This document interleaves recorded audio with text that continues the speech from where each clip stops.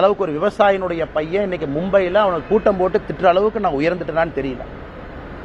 அதனால் இந்த பாலா சாஹேப் தாக்கரே அவர்கள் மீது மிகப்பெரிய மரியாதை நான் வைத்திருக்கின்றேன்.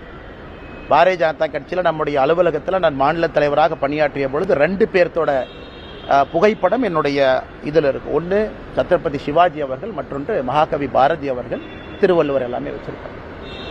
அதனால் இவனுக்கு இந்த மிரட்டல் போட்டு இந்த சிவசேனா, இன்னைக்கு தாக்கரேவோட சிவசேனா அவங்களுடைய பத்திரிகை நம்ம முரசொலி மாதிரி சாம்லான்னு ஒன்று வச்சிருக்கானுங்க.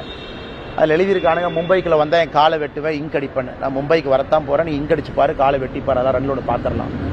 அதனால் இந்த மிரட்டல் உருட்டுருக்கெல்லாம் நான் பயந்துருந்தா ஊரில் உட்காந்து என் கிராமத்துக்குள்ள சொந்த ஊரில் தான் இருக்கணும். 2வது, இன்னைக்கு பாரத பிரதமர் நரேந்திர மோடி அவர்கள் இந்தியாவுடைய தலைவர் நான் சொல்லும் பொழுது அவர் குஜராத்தி இல்லைன்னு ஆயிருமா? அதே போல காமராஜர் ஐயா அவர்கள் இந்தியாவுடைய மாபெரும் தலைவர் நான் சொல்லும் பொழுது அவர் தமிழர் இல்லை என்று ஆகிவிடுமா? இன்னைக்கு மும்பை உலகத்தினுடைய தலைநகரம் என்று சொல்லும் பொழுது அது மராட்டியர்களால் கட்டிய நகரம் இல்லைன்னு ஆயிருமா? அது மும்பை அங்க இருக்கக்கூடிய மராட்டி சகோதர சகோதரர்களுடைய உழைப்பால் உயர்ந்த நகரம் இல்லைன்னு ஆயிருமா? இதெல்லாமே அந்த நகருக்கு ஒருவர் சொல்லக்கூடிய பெருமை, ஒரு அடையாளம். எப்படி பாரத பிரதமர் நரேந்திர மோடி அவர்கள் இந்தியாவினுடைய தலைவர், உலகத்தினுடைய தலைவர் என்று சொல்லும் பொழுது அவர் பிறந்த இடமும் பிறந்த மண்ணையும் மறந்துடுவோமா? எல்லாம் முட்டாள்கள், அறிவில்லாதவர்கள்.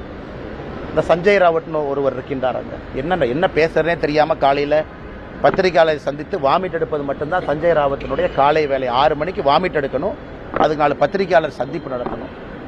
இன்னைக்கு 3 தாக்கரே கூட்டம் போட்டு மிரட்டிட்டு இருக்காரு. என்னை பற்றி நீ அவமானப்படுத்துறது எனக்கு ஒன்றும் புதுசு இல்லை. தமிழ்நாட்டில் டிஎம்கே அதைத்தான் காலங்காலமாக செய்கிறாங்க. ஆனால் தமிழர்களையும் அவமானப்படுத்துகிறாங்க. இந்த லுங்கி கட்டினவனுங்க, வேட்டி கட்டினவனுங்க, இவனுங்களாம் இப்படி, இவனுங்களாம் அப்படின்னு. அதே கூட்டணியில் திராவிட முன்னேற்ற கழகம் இங்கே இருக்கிறாங்க. இதான் ஆச்சரியம். அதனால் அது திமுக தமிழகத்தில் இருக்கட்டும், அங்கே இருக்கக்கூடிய இன்னைக்கு இருக்கக்கூடிய இந்த உத்தவ் தாக்கரே, ராஜ் தாக்கரே, ஆதித்ய தாக்கரேவாக இருக்கட்டும், இவர்கள்லாம் மிரட்டி மிரட்டி தான் அவங்க பிளப்பை ஓட்டிக்கிட்டு இருக்கிறாங்க. நம்ம பயப்படுவோன்னு நினைக்கிறாங்க. இது பாலா சாஹேப் தாக்கரே அவர்கள் இருந்திருந்தால் இவங்கெல்லாம் இருந்திருக்கவே மாட்டாங்க. அப்பாவினுடைய பெயரை கெடுப்பதற்கே ஒரு 3 பேர் அங்கே சுற்றிக்கிட்டு இருக்கிறாங்க. அதனால் அதை காலை வெட்டுவேன், கையை வெட்டுவேன், இதுக்கெல்லாம் பயப்படுற ஆள் நான் கிடையாது. அதே நேரத்தில் ஒரு விவசாயினுடைய மகன், கிராமத்திலேருந்து வந்திருக்கக்கூடிய நான் தாக்கரே மீட்டிங் போட்டு லட்சக்கணக்கான ஆளை போட்டு ஸ்டேஜில் என்னை திட்டுற அளவுக்கு வளர்ந்துட்டேன்னு நினைக்கும் பொழுதும் கூட அந்த பாரதிய ஜனதா கட்சி தான் அந்த வாய்ப்பையும் எனக்கு கொடுத்துருக்குன்னு நினச்சி நான் பெருமையும் அடைகிறேன்.